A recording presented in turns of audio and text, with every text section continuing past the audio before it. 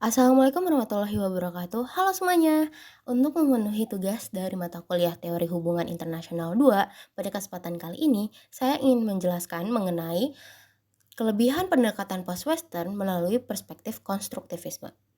Sebelum masuk ke pembahasannya, perkenalkan aku Firza Mulhaira Rabbani dengan nomor induk 124 1103 1050 142. Langsung aja kita ke materinya. Seperti yang kita tahu, selama ini teori-teori utama dalam hubungan internasional seperti realisme dan liberalisme banyak berkembang dari pengalaman sejarah negara-negara barat, terutama Eropa dan Amerika. Teori-teori tersebut dibangun berdasarkan konteks seperti sistem Westphalia, kolonialisme, dan industrialisasi. Masalahnya adalah pengalaman-pengalaman ini kemudian dianggap sebagai standar universal yang bisa menjelaskan seluruh dinamika dunia. Padahal kondisi di Asia, Afrika, Timur Tengah, dan kawasan Global South lainnya sering berbeda secara fundamental dengan teori-teori barat ini. Dari sinilah muncul pendekatan post-Western IRT. Pendekatan ini ingin menantang dominasi pengetahuan barat dan menunjukkan bahwa pengalaman non-barat juga penting dan valid dalam membangun teori HI. Post-Western tidak menolak teori barat sepenuhnya, tetapi berusaha mengkoreksi klaim universalitasnya, serta membuka ruang bagi teori dan perspektif yang lahir dari konteks lokal di berbagai belahan dunia. Untuk menganalisis pendekatan ini, konstruktivisme dipakai karena mereka meyakini bahwa dunia internasional adalah hasil konstruksi sosial yang dipengaruhi oleh norma, identitas, dan interaksi sosial. Hal ini selaras dengan pandangan post-Western bahwa pengetahuan tidak pernah netral, melainkan dibentuk oleh pengalaman historis dan konteks budaya tertentu. Nah, langsung aja kita bahas kelebihan yang pertama. Kelebihan pertama dari pendekatan post-Western adalah kemampuannya untuk mengoreksi bias universalitas teori barat. Selama ini, teori barat sering dianggap sebagai teori universal yang bisa dipakai di mana saja. Namun, post-Western menunjukkan bahwa teori tersebut sebenarnya lahir dari pengalaman yang sangat spesifik dan tidak selalu cocok jika diterapkan di kawasan lain. Misalnya seperti konsep anarki dalam realisme tidak selalu relevan di Asia Timur yang memiliki tradisi tatanan politik hierarkis. Begitu pula dengan konsep negara bangsa modern, tidak selalu cocok untuk menjelaskan sistem politik kerajaan yang masih hidup di Asia Tenggara.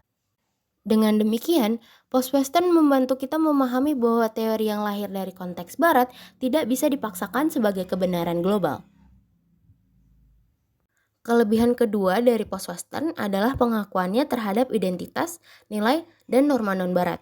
Post-Western melihat bahwa perilaku negara tidak bisa ditentukan oleh kepentingan material, tetapi juga oleh warisan sejarah, nilai budaya, dan norma lokal. Contohnya seperti ASEAN Way yang menekankan musyawarah, konsensus, dan non-interference yang jelas berbeda dari nilai liberal barat yang mendorong integrasi kuat dan intervensi normatif. Contoh lainnya ada politik luar negeri India yang dipengaruhi oleh warisan anti-kolonial dan otonomi strategis yang tidak bisa dijelaskan sepenuhnya oleh realisme, karena realisme hanya fokus pada kekuatan material. Di sini terlihat bahwa post-Western memungkinkan kita memahami perilaku negara-negara non-barat dengan lebih akurat dan sensitif terhadap konteks lokal. Lanjut ke kelebihan yang ketiga. Kelebihan ketiga dari post-Western adalah kemampuannya membangun pluralisme epistemologis dan mendorong dekolonialisasi pengetahuan. Selama ini, studi HI cenderung berpusat di Eropa dan Amerika. Post-Western mencoba menggeser pusat pengetahuan ini dengan membuka ruang bagi Asia, Afrika, Timur Tengah, dan kawasan Global South lainnya untuk menjadi produsen teori, bukan hanya objek kajian. Konstruktivisme mendukung pandangan ini karena ia melihat bahwa realitas sosial itu tidak tunggal. Artinya, tidak ada satu teori pun yang bisa mengklaim dirinya sebagai penjelasan tunggal untuk seluruh dunia. Dengan menerima pluralitas pengalaman dan cara pandang ini, post-Western membantu membangun HI yang lebih inklusif dan lebih mencerminkan keragaman global. Kelebihan keempat dari post-Western adalah relevansinya dalam menjelaskan dinamika Asia kontemporer. Perkembangan Asia tidak selalu sejalan dengan prediksi teori Barat. Kemajuan Cina misalnya, tidak otomatis berujung pada konflik besar seperti yang diprediksi oleh teori power transition. Begitu pula Asia Tenggara yang berhasil menjaga stabilitasnya tanpa integrasi supranasional seperti Uni Eropa. Mekanisme multilateral Asia juga berjalan tanpa ketergantungan pada aliansi militer. Faktor-faktor seperti strategic restraint, harmoni sosial, dan multilateralisme berbasis konsensus justru menjadi kunci stabilitas kawasan ini. Semua ini lebih bisa dijelaskan oleh pendekatan post-Western daripada teori Barat. Kelebihan kelima dari post-Western adalah ia memiliki kontribusi emansipatoris. Pendekatan ini berusaha membebaskan studi HI dari dominasi pengetahuan Barat dan memberi ruang bagi akademisi Global South untuk mengembangkan teori mereka sendiri. Konsep-konsep seperti ASEAN Way, Strategic Culture di India, dan Tianxia dari Cina adalah contoh bagaimana wilayah non-Barat kini menciptakan teori berdasarkan identitas dan pengalaman historis masing-masing.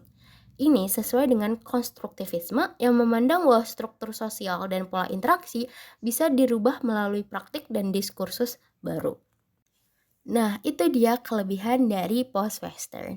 Sebagai penutup, dapat disimpulkan bahwa post-Western menawarkan perspektif yang lebih plural, lebih reflektif, dan lebih adil bagi disiplin hubungan internasional. Pendekatan ini membantu kita memahami dunia multipolar dengan lebih baik, menentang hegemoni epistemologi barat, dan membuka ruang bagi teori-teori baru yang lebih representatif bagi pengalaman global. Dengan bantuan konstruktivisme, post-Western tidak hanya mengkritik teori barat, tetapi juga membangun landasan teoritis yang lebih inklusif untuk masa depan studi hubungan internasional. Sekian dari saya. Wassalamualaikum warahmatullahi wabarakatuh.